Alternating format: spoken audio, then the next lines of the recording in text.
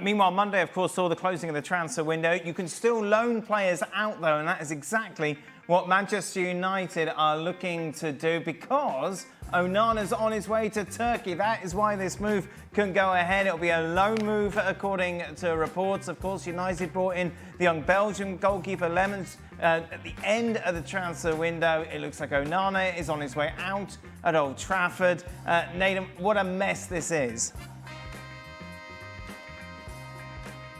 Yeah, if he ends up leaving, what a horrendous spell that's been. I think when he first came across, like I saw him, he's playing in the Champions League final for Inter Milan.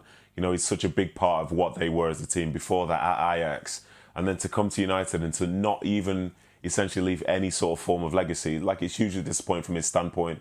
And with the replacement coming in there, Lammers, I think his name is, that's tough as well. You've been replaced this early with the new manager, with the manager's been there literally 6 months or whatever it is. But then we can kind of see why. We can see some of the errors. You can see the confidence sort of being drained away from him and the confidence from the manager as well, losing his faith in sort of what he can be as a goalkeeper. I think when he first came in, we all obviously knew about his shot stopping, but we thought, he's going to help United with the build-out. He's going to be great in the ball and all that. But in the 2 years or however long he's been there, we've not seen that as people watching Manchester United. So yeah, it's ended up being essentially what would be classed as a flop, which is a shame from his perspective because, he should have enjoyed those years. He could have been helping United get onto that next level. But instead, he almost joins like a list of goalkeepers who've ended up being a parody at United because you see him, people mention like Taibbi and others in relation to how bad a spell it was. And he should never have been like that because this was one of the best goalkeepers in the world at the time. And now he's trying to find a move outside the transfer window to go to Turkey, to Trabzonspor. So yeah, it's a shame from his perspective, but he's still young enough to be able to find more form and play well somewhere else. Can we see that graphic again, guys? Can we put that graphic up again? I'm sure, yes. What has caught your eye? Well, let's put it up and I'll tell you what's caught. The one at the bottom caught my eye. Save percentage is 21st. Yes. So not very good, yeah? Not very good, yes. So how the hell can you be goals prevented second? What's goals prevented? What's goal? I'm going to go on a rant now about goals prevented. What kind of guff is that? Goals prevented. I'll tell you, question the stats. No, but I mean seriously, I think goalkeeping stats most of the time are a lot of nonsense anyway. But that one at the bottom, I feel like I'm going to run over there and 2 foot that TV. Goals prevented. Another player who's gone to Manchester United and got worse. Yeah, got worse. Not been able to marshal the back four. Spent, it's cost a lot of money. You can throw in Anthony, Jadon Sancho, the Casemiro, who's still there. The list. Ugarte. Oh, Jesus. Ugarte. I mean, he's just been absolutely. I mean, he's nothing. He's just like a wet blanket. You put him in with the kids, even the kids would be going, who the hell's this guy? Seriously, he's just. I've not seen. Right, we're on Onana, we're not on Ugarte. Huh? We're on Onana. No, I know, but I'm just saying. And Onana. I thought he was going to, as Nedum said, he looked the real deal when he was in Italy and when he was in Holland.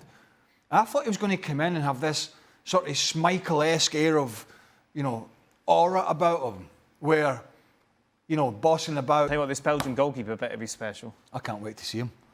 I cannot wait. If this new youngish lad from Belgium comes in and is flapping about all over the place. It's going to be a mess, isn't it? So, but Altay Bayindir, they can't play him because he might be okay on the old shot stopping routine, which is a goalkeeper, by the way. That's what he's paid for. He's absolutely, and I mean absolutely, useless on balls into the box, set pieces. So this new lad that comes in has to be able to, communicate, marshal a back four, be good with the ball at his feet, make saves, and he has to have an authority and make a statement when teams are rattling the ball in the box, because that's what every team's going to do now. As soon as they get crosses in the box, long throws, corner kicks, they're going to pile it on under this goalkeeper, and they're going to act. Well, that's what I would do. That's what if I was in the dressing room playing Man United, I said, new keeper. The keepers are all rubbish.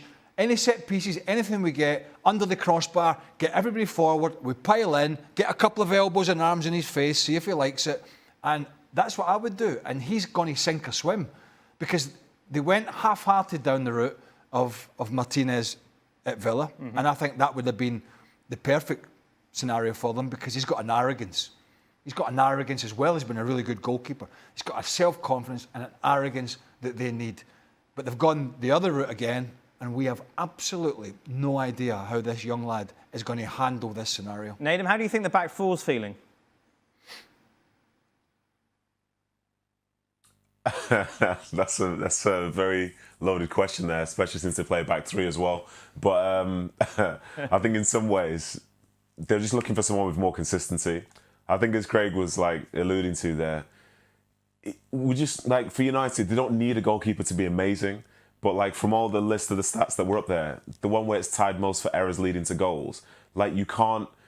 At some point, as a defender, that starts to affect you because you start to almost expect it. Oh, the ball's been rolled back to him. Do you trust him wholeheartedly, or could something happen? There's a weak shot going towards goal. Do you trust him in a moment to be able to save that guaranteed? Is he a calming presence, or is he somebody that makes you play in a slightly different manner? Excuse me. And unfortunately for Onana, through these last 2 years, he's not really bred confidence within that back line. And again, given how it started, I thought that would be the case, but it's the exact opposite. And it's a shame because he is a good goalkeeper. But now when he's spoken about from, say, a United perspective, if you hear his name mentioned, people usually saying, oh, he's made another mistake. He's made another mistake. And it's cost us a goal. He's done this and he's done that. And I think what they need is a goalkeeper whose name will not really be mentioned. A goalkeeper who will just be in there, will be as consistent as can be, not really be making those errors, making saves, and goals will always go in.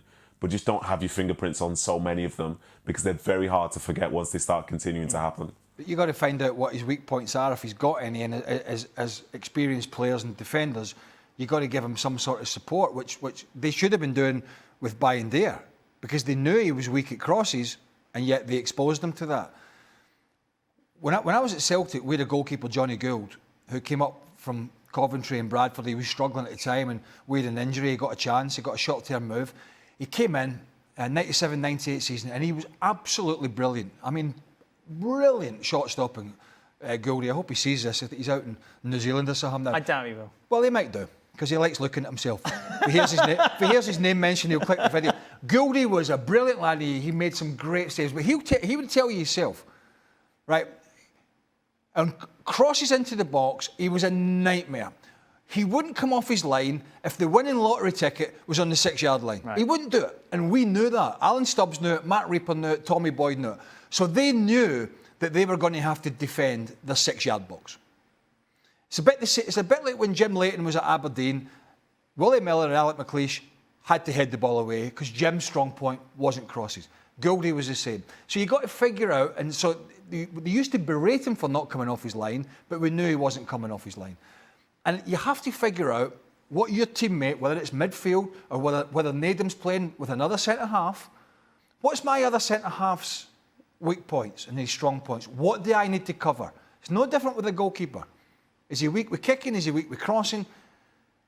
Is he not the most physical? What is it? And then you have to figure out a way to try and protect him as best as possible. United, as bad as the goalkeepers have been, United haven't done that with their goalkeepers. They've exposed them and they've been found out. So whatever this young lad is uncomfortable with, he better get it out quick in the dressing room and say, listen, do this to help me and do that. But, if they leave him exposed and he's back. And by the way, somebody, I don't know if it was somebody in jest, said the scouting report on him was that he was a little suspect on crosses into the box. Lovely. Whether that's true or not, we'll find out. Well, we'll indeed find out.